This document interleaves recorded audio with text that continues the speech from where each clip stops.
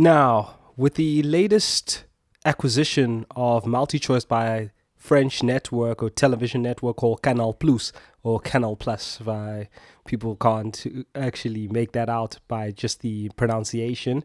Canal Plus took over Multichoice, and if you remember my particular prophecy concerning Multichoice, is that Multichoice will end up actually integrating itself or being merged with the SABC. Now, school back a little bit. Why did Canal Plus enter the equation here by first acquiring Multichoice? Multichoice was already technically bankrupt. And the way mergers work here in South Africa is that two entities that are struggling are not allowed to merge. So one has to actually be significantly profitable before acquiring the other one. In other words, usually, especially that they're debt riddled, as in both entities, Multichoice and even SABC more so, that they could not legally merge. Now, Canal Plus came into the equation to allow for the fact that this merger with SABC is now going to come into the whole equation at some point.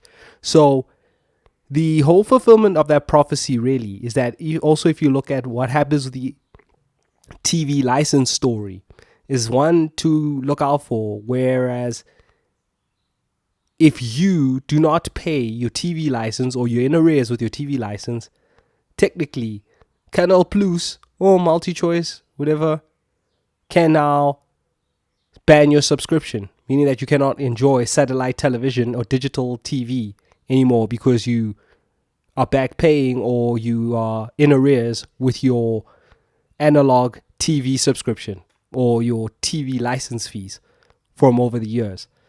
So that is something that is going to come into the whole frame of things, and it's something that they've been playing at for quite some years.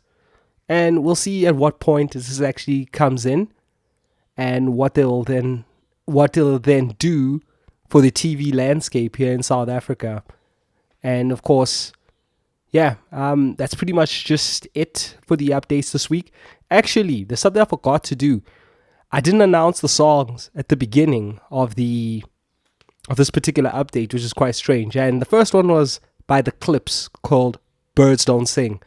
And the reason being that for the song selection, and this is not a gospel song, is that the title of the album is Let God Sort 'Em Out. And The Clips, Birds Don't Sing, beautiful song, dedicated to their parents, as you know, the brothers Terrence and Gene Thornton, meaning Pusha T and Malice. That particular selection of that had to do with what has actually been happening with me and why I've been taking a break from partying and everything, and just social media in general.